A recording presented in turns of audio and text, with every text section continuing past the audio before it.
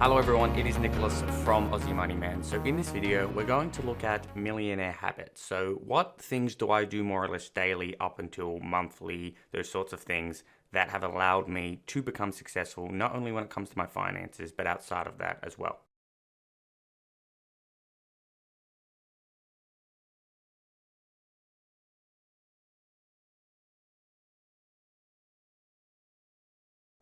Now, of course, you probably could expect I'm someone who's researched what daily habits actual millionaires do, billionaires do, Warren Buffett, Bill Gates, Mark Zuckerberg, all those sorts of hyper successful people. And I have. However, in this video, we're going to be concentrating on the things I have done. And the reason for that is mostly twofold. One, I know what I've actually done and what actually is true. I mean, a lot of the stuff you read online, you hear it's rumor. A lot of the time, these successful people will turn around and say, "Hey, that's not actually true," after something's reported on them.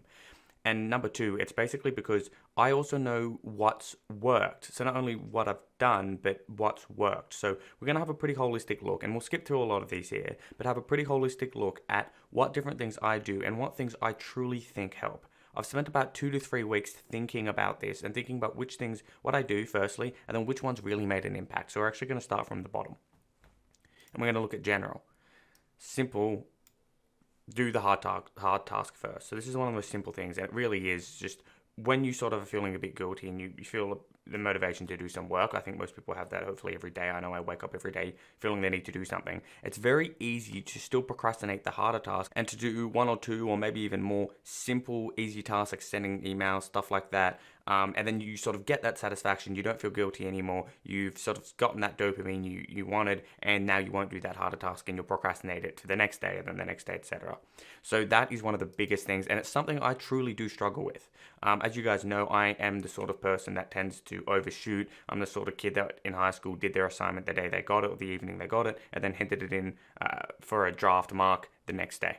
But even then, hard tasks that you really just don't want to do, I still procrastinate. And using this method of just telling myself I will do the hardest task first, then I can feel great and go do the easier task. And usually that motivation rolls on if you do the harder task first. And then, you find you get way more done, you feel way better in the evening or the afternoon whenever you knock off work, and you can go do the other things that you enjoy. So that's one of the biggest ones.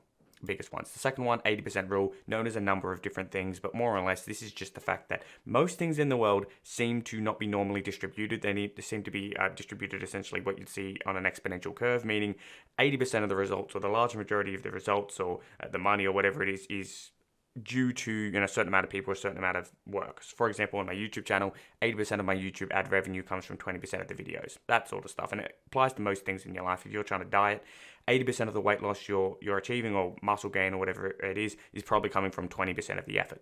So really what this is identifying what that 20%, firstly knowing this rule exists, then identifying what that 20% is, that's giving you the 80% of the results, and perhaps honing in on that 20%, because then of course you're going to get better results, better efficiency.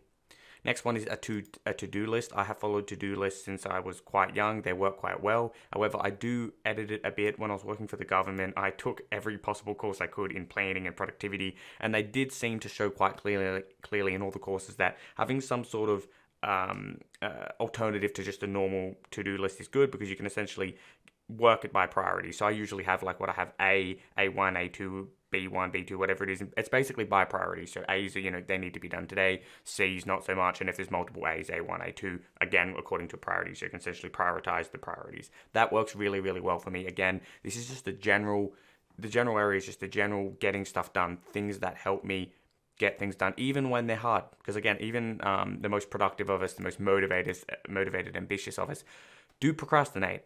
So this sort of stuff helps.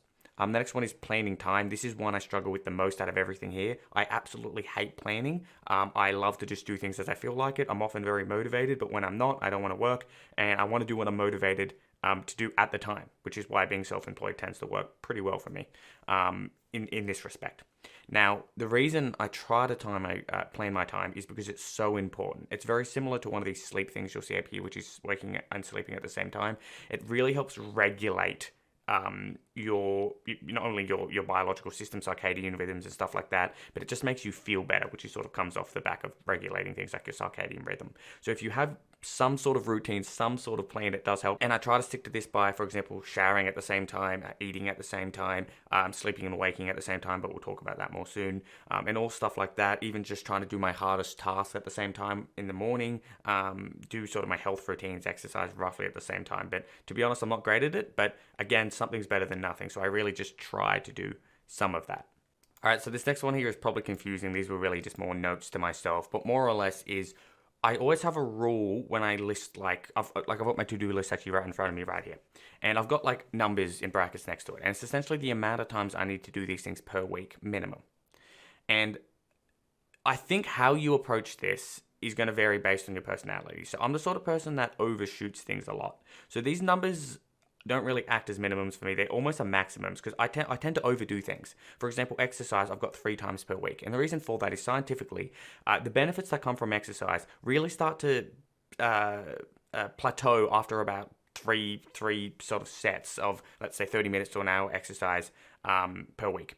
And after that, it actually becomes sort of to your detriment. You're sort of overworking your body.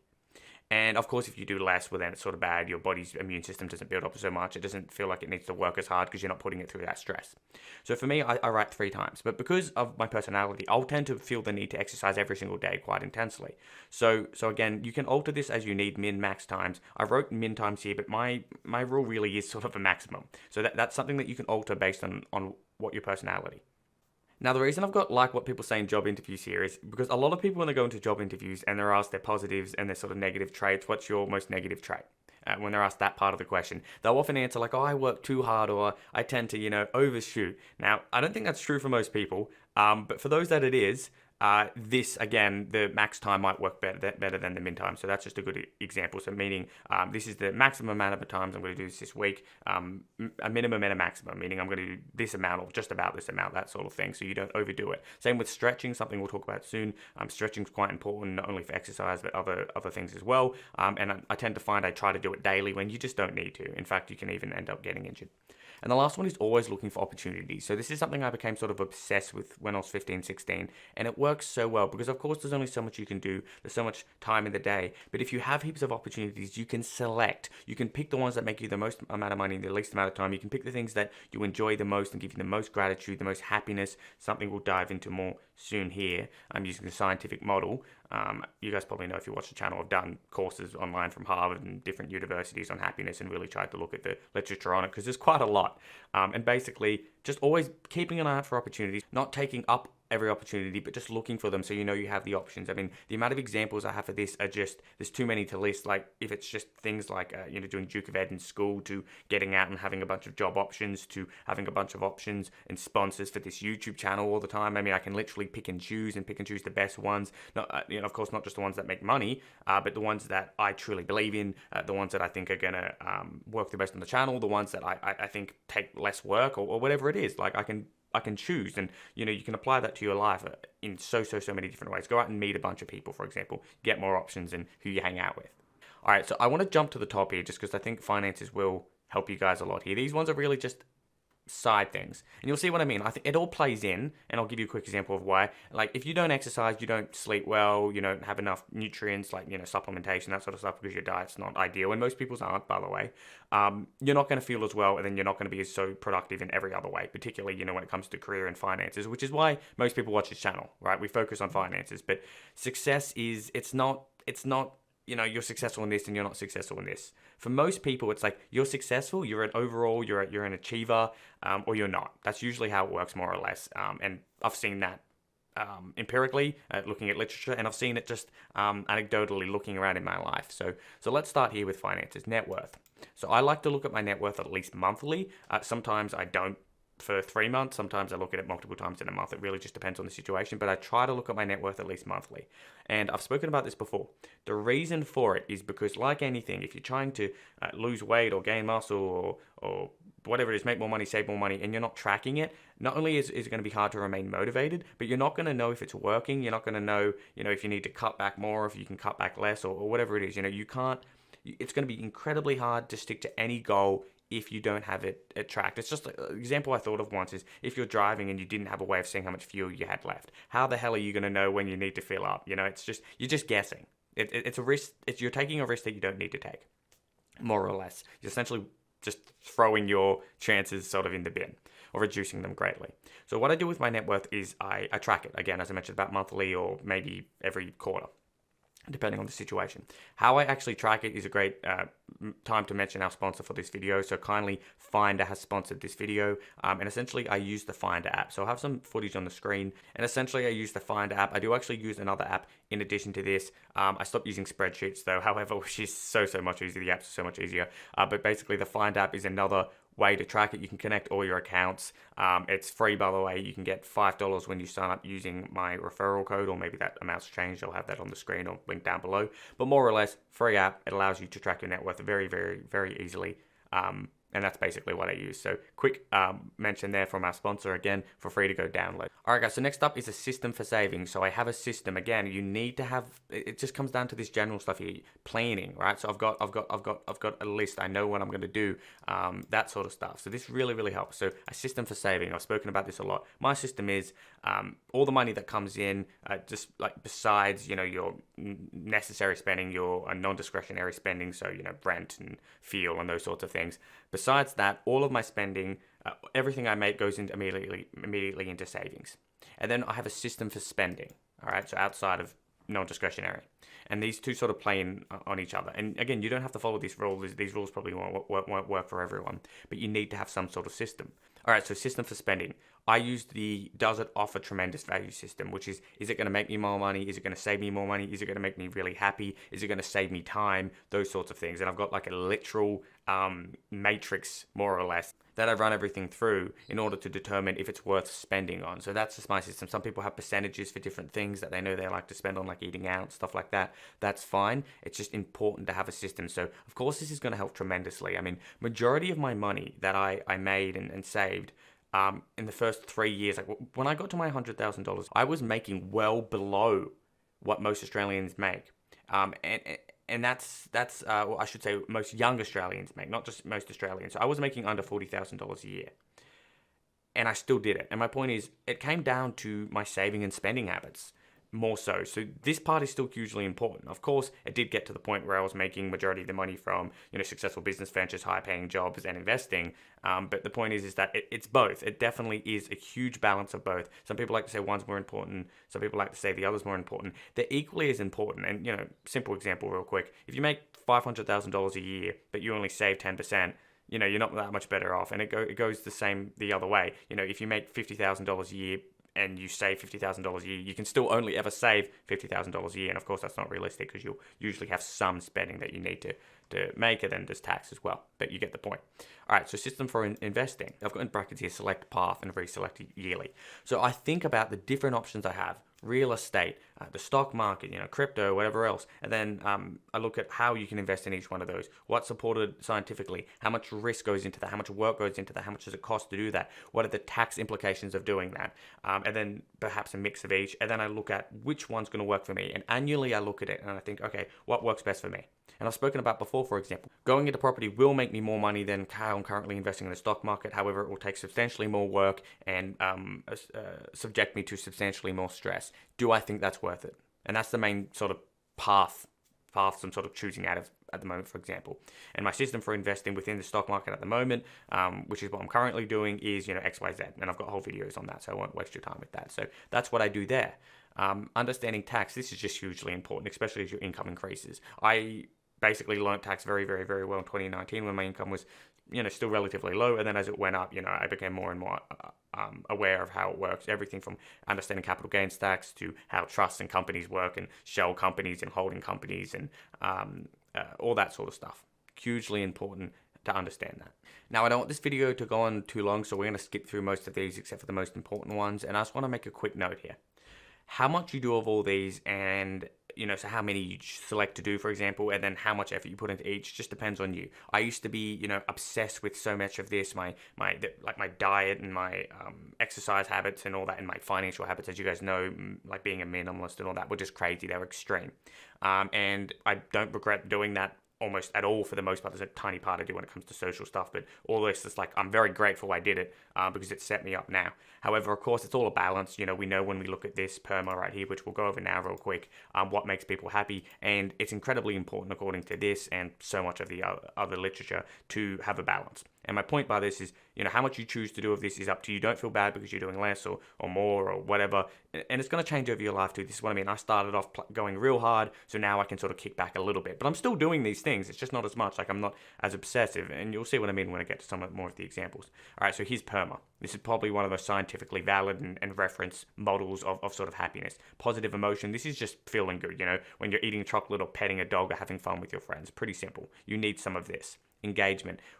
For a good example of this is when I was making this video, I was engaged. I wasn't distracted. I wasn't wishing I was somewhere else. I was engaged and I was enjoying. It was getting my mind to think. You know, it's sort of like that idea of, you know, you can be, there's sort of two types of thinking. There's sort of thinking which is automatic, sort of your instinctive sort of just get things done sort of mindset, and then there's the actual, you're sort of cognitively engaged, and this is it's sort of that as well. So I'm not sitting there thinking, I want to be somewhere else, or this sucks, you know, I'm not really in the moment, I'm half watching YouTube on my phone, something that engages you. So this is usually a job, and this is why, you know, you hear people say how important jobs are. Elderly people, when they retire, often can run into sort of a period of depression because they've sort of lost this engagement.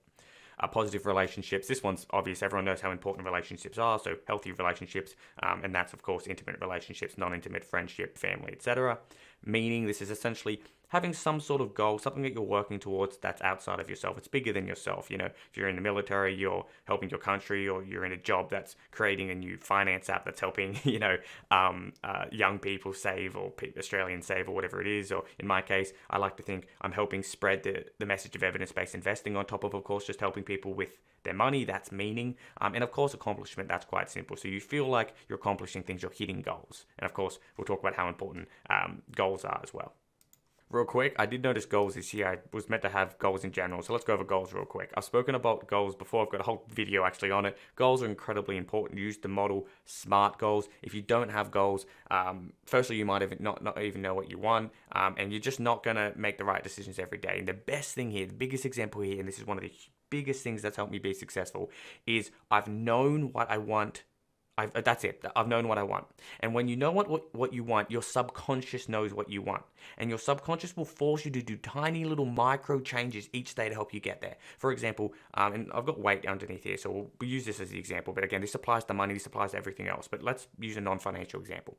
I naturally am sort of overweight, meaning if I sort of eat the normal amount that most people do, just due to my genetics, I'll sort of just gain weight. So I have to eat pretty healthy, pretty restrictively.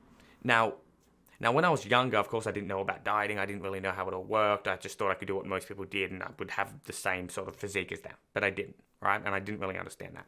And basically, what I found was once I sort of set the goal of wanting to, you know, lose weight, I did little micro things that were different. You know, like you don't snack as much and you don't really think about it. You drink a lot more water than you used to, because then, you know, of course, you're going to eat less because you feel fuller. Just all these little micro tasks that you'll do over time that will just help set you up, and eventually they become habits. And then before you know it, you know, you've reached a goal and you've overshot it. For example, not only did I lose all this weight I wanted to lose, but I built a muscular physique, or relatively muscular physique, you know, sort of wide shoulders, sort of a bit of a chest, that sort of stuff, and was able to maintain that ever since, just because I've got these habits now of doing push-ups. Like, I'll just randomly be like, oh, I don't have that much energy at the moment, and I'll just start doing some push-ups, which is a win-win. Not only am I giving myself energy, a bit of boost, a bit of, you know, dopamine, but I'm also helping that weight issue that I sort of have to live with. So hugely important to have goals. And again, that applies to everything. That applies to net worth, which I've already spoken about up there. It applies to your social situation, everything. So let's have a look at a few of the other things here. And again, I'll sort of skip through a lot of them because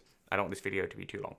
Gratitude and savoring. This is something that came from that happiness course I did. Gratitude's hugely important. It helps prevent things like resentment and jealousy, and it also just makes you generally happier. It was one of the few things they found in the studies that made you happier. Gratitude, appreciating the things that you have. I'm really, really grateful I'm healthy. I'm really, really grateful I've got all this excess of food. You can go to that point. I mean, look at the amount of people that have hardly any food. We have so much, and we can basically select what we eat and be picky and choosy. That's great. Savoring, that's enjoying the moment. So when I'm doing something I really enjoy, I'm running with my friends, I'm out bushwalking with my friends, I'm even doing a YouTube video sometimes. Some of these videos, like this one right now, I really enjoy creating it. So I'm savoring this moment. So this can sort of mean one of two things. One, I'm fully in the moment right now. I'm engaged. Again, that example of engagement from PERMA. And the other sort of part of it is later, when I'm not in it, I can sort of sit there and I can think about it and I can savor that moment. I can sort of go back to that moment and think about how much I enjoyed it and sort of savor that moment. This would be particularly true, great times with friends, things like that.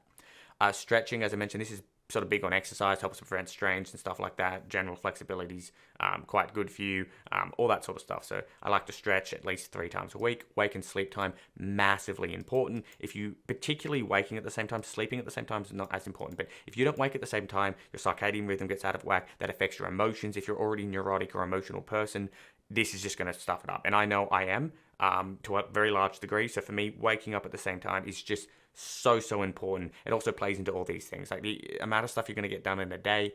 If you are constantly waking at different times, one day you get up at 2 p.m, the next day 8 a.m. And I used to do this, by the way. I've done this before. Doesn't work out well. Healthy diet, massively important for me, like 5-fold. Helps with my exercise, helps me just feel good in general. It helps with my supplementation, spend less money on supplementations, less effort, don't have to do it as much because my diet's good. You feel better, you literally live longer.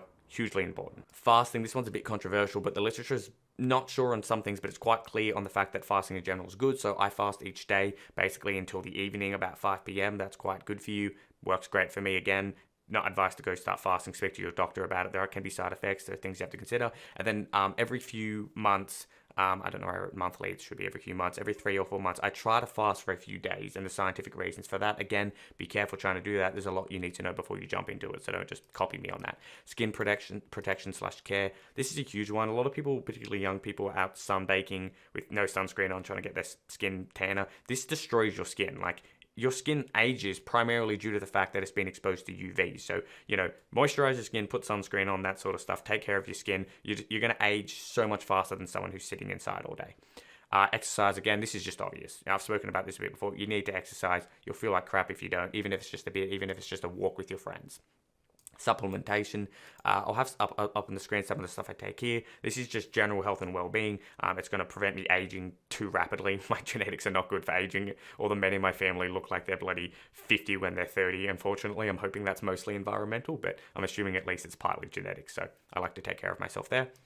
Getting outdoors, we know nature helps with happiness. That's been cited in so many studies. The sun as well, again, using skin protection, but get some sun, it makes you happier. You always hear about the stereotype, people in England where it's not that sunny, or it's sort of depressing. They find it depressing. So getting out in the sun, if you're watching this, you're probably in Australia. If you live in Australia, take advantage of the fact we live in a very, very nice country when it comes to weather. Books, reading, I've got a second channel on that. Goals, I already spoke about. Weight and social. So social is just, again, it's positive relationships, getting out, taking time to spend with your friends. And I'll share something with you real quick if you've made it this far in the video. I mentioned before, I don't regret working hard and going obsessive when it comes to my fitness and my health and my supplements and my finances and my saving and my spending and my investing and my taxes and all that. But there's a tiny part I do regret, and that is not spending a little bit more time socially. So when I got invited out with my friends to go hang out and do whatever, I did go. I certainly did go, but I didn't go enough. I think it would have been worth it just to take a few more nights off to go out and hang out, rather than saying, hey, throughout the week I'm working on school stuff, and on the weekend I'm working on extracurricular stuff or side hustle stuff or whatever it is, and therefore I have almost no time. And again, I did go occasionally, just not as often as I probably could have. And that's just a small thing that I noted. So I think social stuff is hugely important, and that's sort of one of the things have changed now. Anyway, I won't go on anymore. I hope this has been helpful for people. Now, I imagine a lot of the people that are watching this to begin with are doing a lot of these things. Maybe you're doing more of these things, whatever it is. But if you want to know more, that'd be great. Please do share what you do. Because again, as I mentioned, if you're watching this sort of stuff and you've made it this far, chances are you're doing a lot of these things, or at least you're about to, or whatever it is. So feel free to share what you do with me, what you want to know more about, ask questions, stuff like that. This has been a bit more of a personal video, but quite frankly, I think it's great. I think everyone needs to be doing all of these things, exercise, goals, finances, eating healthy, stretching, being grateful, because this is just happiness, by the way. This comes from the happiness studies. So I hope it's been helpful. Thank you so much for watching.